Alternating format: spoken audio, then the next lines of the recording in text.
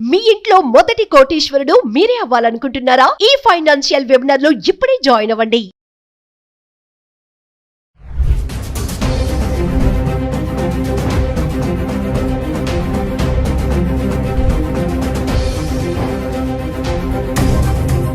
Hello viewers, welcome back to our channel. ప్రస్తుతం మనతో పాటు ఉన్నారు ఎంఎన్సీ ఎగ్జిక్యూటివ్ 25 ఇయర్స్ నుంచి అమెరికాలో ఉంటున్నటువంటి వీరభద్ర సార్ గారు. సార్తో మాట్లాడదాం. ప్రెసెంట్ అమెరికాలో సిచ్యువేషన్ ఎలా ఉంది అనేది. ఈరోజు చూసుకుంటే మరి 8 లక్షల మందిని ట్రంప్ గెట్అవుట్ అంటున్నాడు. చాలా మందిని రిటర్న్ పంపించేస్తున్నారు, మిలిటరీ ఎయిర్ క్రాఫ్ట్ బుక్ చేసి కూడా. మరి ఒక్కసారి సార్తో మాట్లాడదాం. మరి అక్కడ ఉన్నారు కాబట్టి అక్కడ ప్రెసెంట్ సిచ్యువేషన్ ఏంటి, మన వాళ్ళు ఎలాంటి ఇబ్బందులు పడుతున్నారు అనే దానిపైన.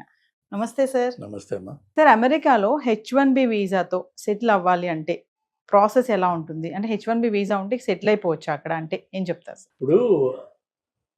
ఇప్పుడు కొన్ని మాటలు మనము చాలా లూజ్గా వాడుతూ ఉన్నాయి. ఎవరైనా సరే మీ ఆడియన్స్ చూసేవాళ్ళు, ఫస్ట్ ఆఫ్ ఆల్ సెటిల్ అవడం అంటే ఏంటి? ఫిజికలీ స్టే చేయడమా, ఫినాన్షియలీ ఎస్టాబ్లిష్ అవ్వడమా, లేకపోతే ఒక ఉద్యోగంలో లాంగ్ టైంలో ఎంగేజ్ అవ్వడమా, ఏంటి? సో H1B అన్నది is just your visa status. H1B జనరల్గా for the long maximum period of 6 years ఇస్తారు. మధ్యలో ఒక 3 years తర్వాత రెన్యువల్ చేయాలి. అలానే H1B అనేది ఎంప్లాయర్ స్పాన్సర్డ్ వీసా.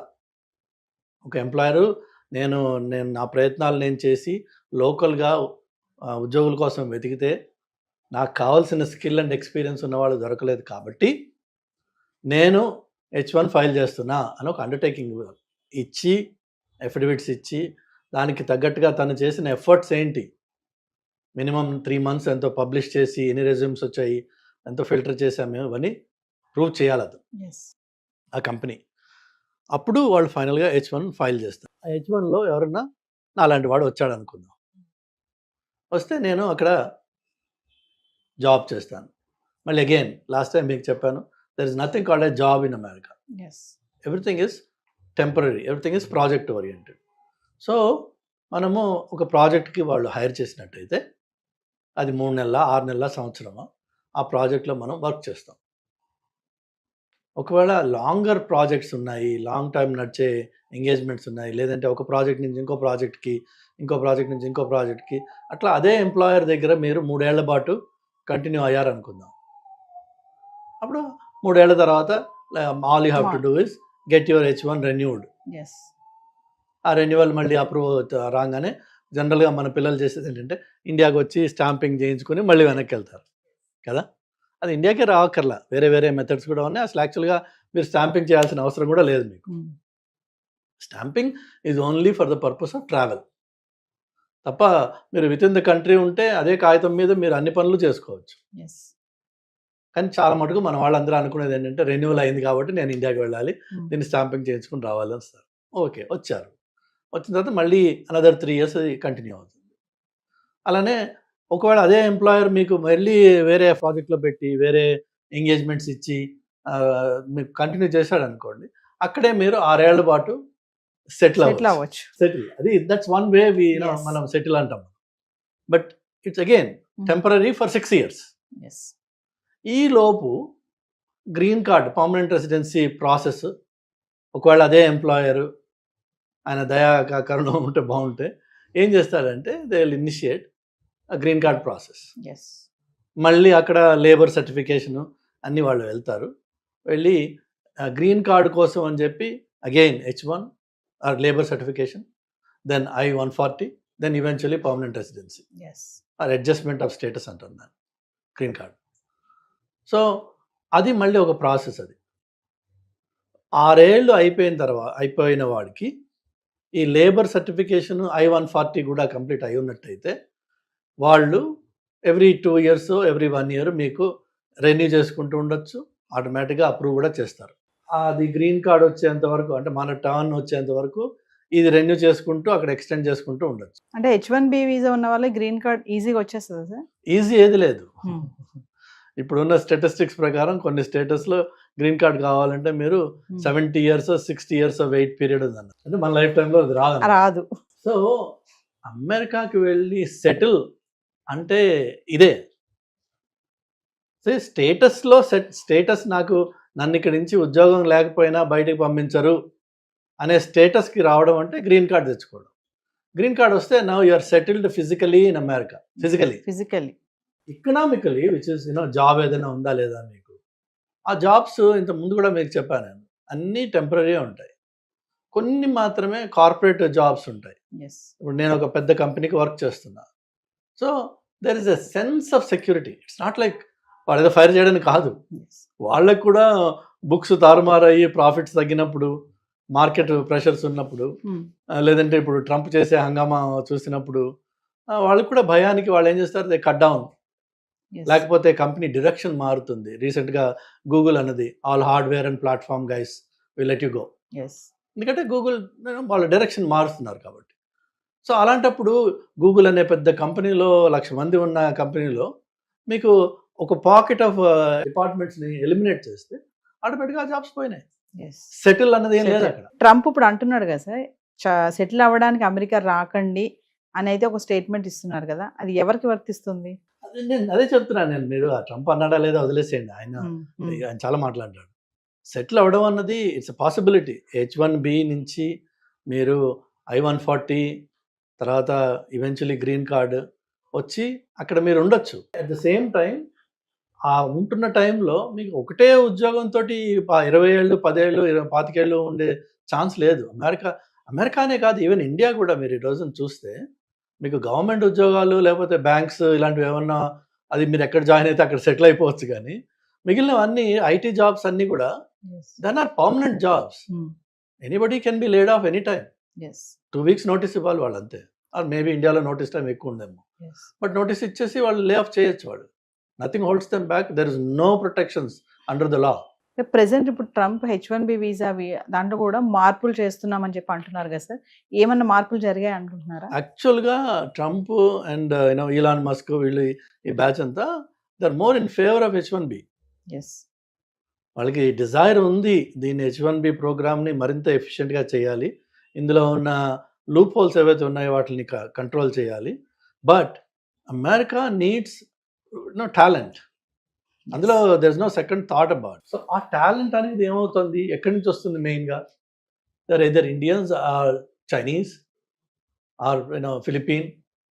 ఈ పాపులేషన్స్ ఎక్కువ ఉంటాయి నంబర్స్ చూస్తే. మీరు ఆ పాపులేషన్ ఎక్కువ ఉంటుంది కాబట్టి మన గ్రీన్ కార్డ్ కూడా అంత లేట్ అవుతుంది అనమాట. వేరేజ్ కొన్ని కంట్రీస్కి 1 yearలో గ్రీన్ కార్డ్ వచ్చేస్తుంది, బికాజ్ ఆ కంట్రీస్ నుంచి రిప్రజెంటేషన్ అంత తక్కువ ఉంది. సో అందుకని చెప్పేసి H1కి పాజిటివ్గానే ఉంటుంది. ఇన్ ఫ్యూచర్ ఇష్యూస్ ఇంకా డెవలప్ అవుతాయి, పాజిటివ్నెస్ బాగుంటుంది. కానీ వాళ్ళకి గ్రీన్ కార్డ్ రావడం అనేది అది ట్రంప్ ఒక్కడి వల్ల అయ్యే పని కాదు. అది కాంగ్రెస్లో లీగల్ ఏదైతే ఉందో స్టేటస్ మార్పిడి లేకపోతే గ్రీన్ కార్డ్స్ కోటా మేనేజ్మెంట్ ఏదైతే ఉందో దానికి నేను అమెరికాకు వెళ్ళినప్పటి నుంచి క్యాంపెయినింగ్ నడుస్తుంది, ఇన్ఫ్లుయెన్సెస్ నడుస్తున్నాయి, బిల్స్ వస్తున్నాయి. కానీ అన్ని బిల్స్ ఫెయిల్ అయిపోయినాయి ఇప్పటిదాకా. Nobody could overhaul that process, that system. అందులో సిస్టంలో ప్రాబ్లమ్స్ ఉన్నాయని అందరికీ తెలుసు. లీగల్ ఇమిగ్రెంట్స్ కష్టపడుతున్నారన్న విషయం అందరికీ తెలుసు. కానీ దాన్ని ఫిక్స్ చేయడం అన్నది it's a political land mine. Nobody wants to step on that. ఎందుకంటే H1 L1 F1 ఇంకో 1 అది వదిలేసి అందరూ ఇమ్మిగ్రెంట్స్. అండ్ ఇమ్మిగ్రేషన్ అనేది ఒక సెన్సిటివ్ టాపిక్. సో దాంట్లో ఏమాత్రం అటు ఇటు చేసినా ఎవరైతే దాన్ని సెన్సిటివ్గా చేసి భూతంలా తయారు చేసి ఇమ్మిగ్రెంట్స్ వచ్చి మన అమెరికాని మన కల్చర్ని మార్చేస్తున్నారు, ఇవన్నీ ఉన్నాయి కదా గొడవలు. సో వాళ్ళు they take that up as a very serious topic. So పాలిటిక్స్లో ఎవరైతే ఉన్నారో పొలిటీషియన్స్కి వాళ్ళ కెరీర్ ఎండ్ అయిపోయే అవకాశం ఉంది ఆ టాపిక్ని టచ్ చేస్తే. ఒక విషయం చెప్పండి సార్, అంటే ఎలా పడితే అలా అమెరికా వెళ్ళిపోవాలి ఏదోలాగా, అక్కడికి వెళ్ళి పడ్డామా అక్కడ ఉద్యోగం ఏదో చేద్దాం అని కాకుండా ప్రెసెంట్ ఏంటంటే టాలెంట్ స్మార్ట్ పీపుల్ని ఖచ్చితంగా అక్కడ తీసుకోవడం అనేది జరుగుతుంది అంటారు. ఇక్కడి నుంచి వెళ్ళే వాళ్ళు ఖచ్చితంగా ఏదో ఒక టాలెంట్తోనే వెళ్ళాలి. ఏమీ లేకుండా ఏదో అక్కడికి వెళ్ళి పడ్డామా ఏదో చేసుకున్నాం బ్రతుకుదాం అంటే మాత్రం ఇప్పుడు సర్వైవ్ అయ్యే పరిస్థితి ఉందా లేదా అంటే ఏం చెప్తారు సార్? ఇప్పుడు కాదు, అది ఎప్పుడు లేదు ఆ పరిస్థితి. ఎందుకంటే అన్ఫార్చునేట్గా మనము అక్కడ వెళ్ళి ఇండియన్స్ కొంత సిస్టమ్స్ని అక్కడ పొల్యూట్ చేసిన మాట వాస్తవం. నేను రీసెంట్ టైమ్స్లో I have seen notifications for ఇది ఎంప్లాయీస్ కోసం నోటిఫికేషన్స్ పెట్టిన వాళ్ళు క్లియర్గా కింద చెప్తున్నారు, no AP or Telangana graduate. అదే మనం ఎంత నొటోరియస్ అయిపోయామన్న దానికి ఒక ఎగ్జాంపుల్ చెప్తున్నాను. పోనీ ఆ పెట్టినవాడు లోకల్ అమెరికన్ కాదు, వాడు ఇండియనే. బట్ వాళ్ళు చూస్తున్నారు ఏంటంటే మనం చేసే తప్పుడు పనులు ఏవైతే ఉన్నాయో, అంటే ఏంటంటే ఫర్ ఎగ్జాంపుల్ ఈ స్టూడెంట్స్గా చదవడానికి వస్తారు F1 మీద, ఆ వచ్చిన పిల్లవాడికి మహా ఉంటే 22-23 ఇయర్స్ ఉంటాయి ఏజ్. వాడికి వచ్చి మాస్టర్స్ చేస్తాడు, వాడికి ఒక రెజ్యూమే తయారు చేస్తారు ఈ కన్సల్టింగ్ కంపెనీస్. అది 100% బోగస్ అది. ఓకే, సో ఆ బోగస్ రెజ్యూమే మీద జాబ్స్ ఎవరిస్తారమ్మా? సో ఏదో ఒకటి చేసుకుంటాం అంటే ఈ దొంగతనం కొన్ని రోజులే నడుస్తుంది, ఏదైనా సరే అది పట్టుపడుతుంది, పట్టుపడిపోయింది ఇప్పుడు. బట్ నెవర్దలెస్ మనం చేసింది దొంగతనం. నేను అమెరికాకి వెళ్ళి ఏదో ఒకటి చేసుకుని బతికేస్తాను అనే ప్రసక్తి లేదు అక్కడ. అంటే ప్రెసెంట్ ఒక విషయం చెప్పండి సార్, ప్రెసెంట్ మాత్రం అక్కడికి వెళ్తే టెంపరీ, నువ్వు జాయిన్ చేసానికి వెళ్ళినా చదువుకోవడానికి వెళ్ళినా ఏదైనా సరే టెంపరీగానే ఉండి రావాలి తప్ప అక్కడ సెటిల్ అవ్వడం అనే ఆలోచన అనేది ఇప్పుడున్న పరిస్థితిలో లేదు అని అనుకోవచ్చు అంటారా? టెంపరీ అంటే మీరు అమెరికాకి విజిట్కి వెళ్ళి రావడం అనేది ఉంది కదా, దాన్ని B1 B2 వీసా అంటారు. అలా వెళ్ళేసి సరదాగా 3 నెలలు 2 నెలలు తిరిగేసి వస్తాను నేను, అది కూడా ఆ వీసా అప్రూవ్ అయితే వెళ్ళి తిరిగి రండి, ప్రాబ్లం లేదు. కానీ అక్కడికి వెళ్ళి నేను ఏదో ఒక ఆడ్ జాబ్ చేసుకుంటాను, ఆడ్ జాబ్స్ అంటారు వాటిని. ఏదైతే మీకు ఎంప్లాయర్ చెక్ రూపకంగా మీకు శాలరీ ఇవ్వలేడు, బై క్యాష్ ఇస్తారు. ఎందుకంటే ఎంప్లాయర్కి కూడా తెలుసు is not suppose to employ you, కానీ వాడు వాడుకున్నాడంటే క్యాష్ రూపకంగా డబ్బులు ఇస్తాడు. That means you are living an illegal life.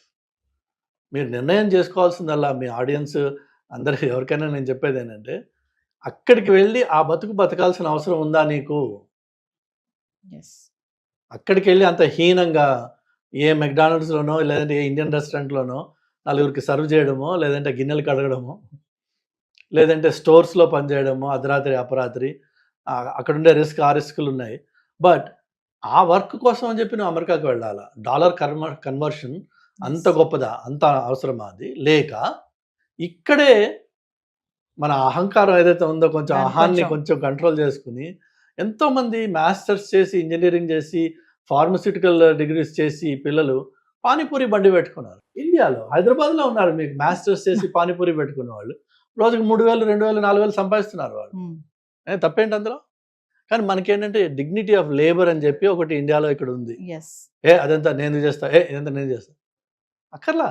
నువ్వు ఏదైనా సరే, ఏ పనైనా సరే, ఫస్ట్ ఆఫ్ ఆల్ నీ సెల్ఫ్ రెస్పెక్ట్ మెయింటైన్ చేసుకుని నువ్వు పని చేసినట్టయితే అది నీకు గర్వంగా ఉంటుంది, ధైర్యంగా ఉంటుంది. నువ్వు దొంగతనంగా బతకాల్సిన అవసరం లేదు.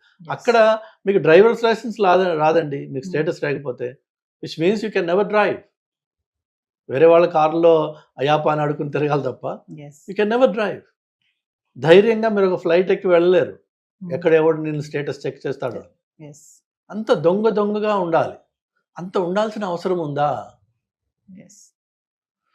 అన్ఫార్చునేట్ ఏంటంటే నాకంటే ముందు 10 మంది వెళ్ళారు, వాళ్ళందరూ అక్కడ ఉన్నారు, వాళ్ళు సెటిల్ అయిపోయారు, నేను కూడా వెళ్తా అక్కడికి. ఈ పక్కవాడిని చూసుకుని మనకి అది ఆ ఇచ్చి మొదలవడం తప్ప, అందులో అక్కడికి వెళ్ళాక తెలుస్తుంది వాడు ఎంత దరిద్రంగా అక్కడ ఉంటున్నారు అనేది. ఒక్కొక్క అపార్ట్మెంట్లో 4-3 ఉండాల్సిన అపార్ట్మెంట్లో 8 మంది 10 మంది ఉంటారు. కొన్ని చోట్ల అయితే రాత్రి షిఫ్ట్ సగం మంది పనిచేస్తారు కాబట్టి వాళ్ళ బెడ్స్ వాళ్ళు వాడుకోవడానికి ఈ డే షిఫ్ట్ వాడు అపార్ట్మెంట్లో ఉంటాడు. ఒక రోజున వాడు బ్రేక్ తీసుకుంటే వాడికి పడుకోవడానికి చోటు ఉండదు. అతి హీనంగా ఉంటుంది పరిస్థితి. అక్కడికి వెళ్ళి అంత హీనంగా ఉండాల్సిన నీకు కర్మ ఉంది, నాకు వేరే ఏమీ అవకాశాలు లేవు ఇక్కడ అంటే గాడ్ ఈజ్ గ్రేట్. కానీ అంత దరిద్రాన్ని అక్కడ ఉన్నవాడు నీకు చెప్పడు, ఆ విషయం చెప్పరు. వాడేమో అమెరికా 4 బిల్డింగ్స్ బొమ్మలు చూపిస్తే అదే అమెరికా అనుకుంటావు. ఆ బిల్డింగ్స్ ఉన్నది ఓన్లీ న్యూయార్క్ సిటీ డౌన్ టౌన్లో మాత్రమే ఉన్నాయి, or maybe Chicago, or maybe LA. But the rest of America is actually wide open green space. గట్టిగా అరిస్తే పక్కింటి వాడు పిలిపి మనకి కనిపించని పలకని ఇంత దూరంలో ఇళ్ళు ఉంటాయి కొన్ని చోట్ల. ఒంటరితనంతో చచ్చిపోతుంటారు అక్కడ. సో అక్కడికి వెళ్ళి నాకు అంటే వేరే వాళ్ళు చెప్పిన వాటి విషయాలు అవి విని మభ్యపడి అక్కడికి వెళ్ళే బదులు ఫ్యాక్ట్ చెక్ చేయండి. What is the reality on the ground. Present sir H1B visa tight అవుతుంది, టైట్ చేస్తున్నాడు ట్రంప్ అంటే ఏం చెప్తారు ఓవరాల్ గా? టైట్ లూజ్ అంటే ఏం లేదండి, మనకి ప్రాపర్ క్వాలిఫికేషన్ ఉంది. నెంబర్ 1 క్వాలిఫికేషన్ ఉంది. నెంబర్ 2 వీసా ఇంటర్వ్యూకి వెళ్ళినప్పుడు ఆయన అడిగే మినిమం ప్రశ్నలకి నేను ఇంగ్లీష్లో జవాబు చెప్పగలనా లేదా? అలా ఇది వాళ్ళు 100 ప్రశ్నలు వేయరు కదా, అది ఇంటర్వ్యూ కాదు, అది 3-4 ఉంటాయి. వాళ్ళు అదే మెతుకు ముట్టుకున్నట్టే, మొత్తం ఒక అన్నంలో చేయబెట్టట్లేదు కదా. ఆ 3 మెతుకుల్లో మీకు అది ఇది పాడైపోయింది అన్నం రా అని చెప్పి వాడికి తెలిసిపోతుంది. అలా కాదు, మీ దగ్గర సరుకు ఉంది. If you are talented you should definitely try. America is one country where if you are talented your opportunities are endless.